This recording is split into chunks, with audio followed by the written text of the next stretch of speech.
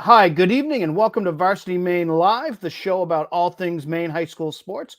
For the Portland Press Herald, I'm Travis Lazarczyk, and this week I am joined by my colleague Drew Bonifant from the Kennebec Journal and Morning Sentinel, and from the Times Record, Eli Canfield. Our guest this week is now in her 8th season as the field hockey coach at Mount Ararat High School. Prior to that, she spent 8 years at Coney, and she also serves on the Maine Field Hockey Association board. Krista Chase, thanks for joining us tonight. Thanks for having me. I love talking field hockey. This is great. Okay. Your team, Krista, is 8-3-2 in second place in A North. Just kind of tell us about how the season's going for your Eagles so far this year. Well, my girls are working really hard. It is great to be back playing in the KVAC A this year. Last year, we kind of took a little detour and went down south to play. So we're so happy to be back with all our friends in KVAC A. My girls are finishing strong. They really are. They've decided that they want to play the best field hockey they can possibly play. And they're working tremendously hard, giving it everything they've got, led by my seniors who are just so hungry to show everybody what we're made of. And we still have a game left to play in the regular season. So we'll see how things shake out and how we, go about playoffs. Coach, you're in the region with Skowhegan, and we've talked at length about Skowhegan's track record with field hockey, and they're obviously picking up where they've left off before this season. You've played them in the regular season. What makes them so good? What makes them so difficult to go up against? What do they do better than really than most any team out there? Coach Paula Dowdy, she's the glue. She's been there forever, and she has a well-oiled program that starts from the ground up. And, she just puts out team after team after team of, who strive for excellence. And so I credit her with all of that. And her players are remarkable, and I'm sure they train all the time. But I really credit Paula for just, 20. I was telling one girl in my little counseling office today about Skowhegan field hockey. I'm like, if you know nothing about field hockey in Maine, you probably have heard of Skowhegan field hockey. Mm-hmm. And, yet again, they're still at the top. And so not much has changed there. But when you talk about playing a team like that in the postseason, is that something that can be intimidating for players to go up to know they're waiting, or is that something that kind of jazzes your, kind of gets your players excited? Like, hey, let's go out and be that team that finally ends the streak and things like that. I think you have to really instill in your players that anything can happen on any given day. And if you work really hard and prepare well, you never know what might happen. And that, that's the beauty of sports, is the unpredictability of it all. If you look at our league, our KVACA this year, everybody has been playing really well. It's a really competitive year, and everybody's kind of beating everybody else. And really, anybody could end up in that final game. There's a lot of good field hockey happening. So you just have to get your kids ready to compete, show up to compete, and, really believe that anything can happen on a given day, despite what things look like on paper. Coach, I saw you guys on a Tuesday against Brunswick, and one of the things that stood out to me about your guys' team and what you said to me after the game was your defense and just how strong that they've been playing of late. Do you think that that's kind of a big key, the defense playing well as we head down the stretch into the postseason? Yeah, my defense is on fire, and they are strong, and they are steady, and they are unrelenting in their defense of, it's been really, really great to see. We need the goal scorers, but goals are hard to get. You got to have that defense behind you that backs you up and really sets the tone for the game. Coach, a couple of weeks ago, we had Mary Beth Burgoyne on from Winslow High School, and we were talking about the fact that Maine is one of the few states that still has players wearing the goggles. Where do you fall in this issue?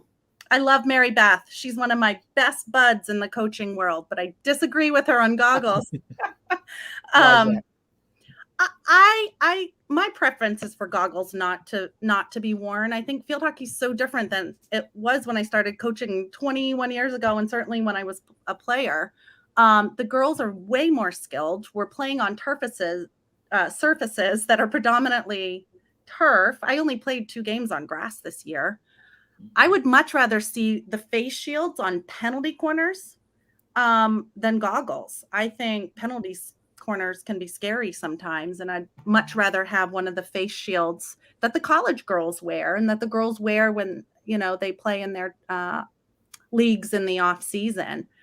So I don't know. I also had an experience with one of my players that kind of traumatized me a few years back, where she collided with another player, went down, got up, fixed her goggles. A quick little self-start hit was awarded. The girl went right back into my player. And over 30 minutes, a healthy, vibrant girl deteriorated in front of my eyes. And it was probably the worst thing I've ever seen in sports or my life so far. So that personal experience holds with me as well. But, obviously I want the girls to be safe and healthy, and I rely on all the, certainly will follow all the medical expertise, but my preference is for the goggles to be gone. Okay. Coach, I want to bring up a point you just talked about, which was surfaces and, playing on turf. And we have a turf field that's opening up at the end of this week at Coney, and it's a big deal for the football team, but they're also going to be hosting the field hockey state championships there. So, as somebody who coached at Coney before, how exciting is it to see that field come into this area, and just how nice is it to see, after turf fields have become so prominent down south, to see the central Maine area starting to catch up in that regard.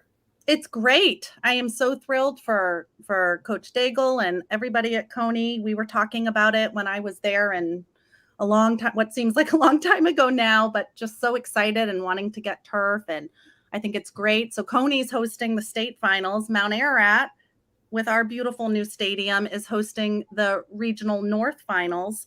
So I think it's wonderful. I think Gardner, of course, is on their way to getting turf. So I think it's great. I think it's been a long time coming, especially for field hockey. Field hockey needs to be played on that type of surface, and we all know that as coaches. And I think it's more fun to watch, more fun to play, more fun to coach. And I'm glad everybody is, or almost everybody is moving in that direction. Coach, from my perspective this year, and maybe I'm wrong, so you can tell me if I am, but the games I've gone to, it seems like there's been a lot of low-scoring games. I've rarely seen, I don't know if I've been to a game where I've seen one team score more than 5 goals. So basically, I was just curious on your opinion on that. Do you agree that games seem to be lower scoring this year? And if so, why do you think that might be the case? I think we have fantastic defenses. I think we have some fantastic goalieing. I think games are just really, really competitive and back and forth. And I think all those are reasons why the games are pretty low scoring.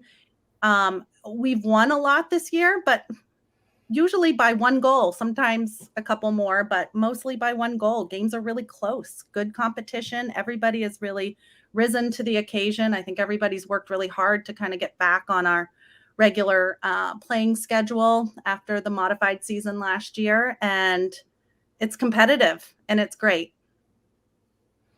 Coach, we know that in your region in the North A, Skowhegan's won it for 2 decades straight now. They've won it more than any kid playing field hockey in the state's been alive. So you got a tough out there. But who in the South do you think could emerge and maybe be a contender for a state title? Oh, there was a great game in the South between Massabesic and Cheverus tonight. Talked to one of the coaches after. Biddeford, Scarborough, Cheverus, Massabesic. I think they're the contenders. Good, thanks. Yeah. Coach, maybe I'm wrong here again, but this is another question where maybe my personal opinion is wrong, but it seems to me that, the talent level of field hockey in Maine has, only risen over the past couple of years. It seems like the sport is growing throughout the state. Just, so in your mind, my question for you here is just, how much do you think, the sport of field hockey overall has grown, within Maine over the last, 10, 15 years from, your experience as well? Tremendously. I think it's a different game. I think it's been elevated by a real commitment by players and coaches to the game. I know I take my little youth field hockey teams to tournaments around the state, and, high school coaches all across the state are running youth programs, and we're really trying to teach the game and generate excitement for the game. And that translates into really skilled players by the time they get to high school. These girls have been playing for a while together, and it's a different game. And then you add in turf, and it's a faster game and a cleaner game, and way more exciting than when I played in the early 90s. Great. Completely different. Field hockey is certainly in a good place in Maine right now. Coach, we're going to let you go from that. Krista Chase from Mount Ararat, thanks for joining us tonight. Thank you, guys. Thank you. Okay, we'll now move on to Athletes of the Week, and we're going to start because we had some state championships decided over the last weekend in golf. So let's just kind of run down through the 6 winners there. In Class A, on the girls' side, Cheyenne Kuchar from Noble, and on the boys' side, Lucas Flaherty from South Portland. In Class B, we had Jade Haylock from Levitt winning on the girls' side, and Eli Spalding from Freeport on the boys'. And in Class C, Clarice Bell from Orono and George Fahey from Waynfleet. I was at the B championships on Friday, and Eli Spalding put on an absolute show, finishing 4 under par, the only player under par for that tournament. Eli, you were at the A&Cs on Saturday at Natanis. Just talk about the quality of golf you saw. Yeah, in Class A, it was really Lucas Flaherty, as you mentioned. He kind of dominated the field. He shot a 72. I was watching him for his last, 5 or 6 holes, we'll say, and he just seemed really composed. I talked to him after. He just told me he wanted to come into that playing his game, and that if he played his game up to his level, that he would have a shot. In Class C, George Fahey, he was on pace for an unbelievable round. He believe he was 4 under through 11 holes. Then he kind of slipped up there on the back, ended, I believe, 1 over for a 73 that won the championship. He told me that after the match that he didn't really play his best down the last 6 holes, and that he felt fortunate to come away with a victory there. So, again, just that's also his second straight Class C individual state championship as well. So just another solid performance by George. And then on the girls' side, Cheyenne Kuchar of Noble, she shot an 85 that defeated Remy Levin of Bonnie Eagle. She was the runner-up with a score of 92. Cheyenne, similar to Lucas, just kind of came into the day thinking about playing her game and just keeping her composure. And then in Class C, we had Clarice Bell of Orono, shot a 90, and she also was one of the top scorers on Orono overall as a team. So just all around good day of golf there on Saturday at Natanis for me. Definitely. Moving on, we had in football, Caden Thompson of Oak Hill. He ran for 233 yards and scored 4 touchdowns in the Raiders' 35-20 win over Poland. Winthrop field hockey player Julia Letourneau, she recorded 5 goals and 2 wins over Booth Bay, Wiscasset, 3 in a 10-0 win last Wednesday, and then 2 more in a 6-0 win on Monday. Monmouth boys soccer player Hayden Fletcher scored his 100th career goal in a 4-1 win over Oak Hill on Tuesday. Drew, you were at that game. What did you see out of Hayden? Yeah, that was that was an impressive showing, and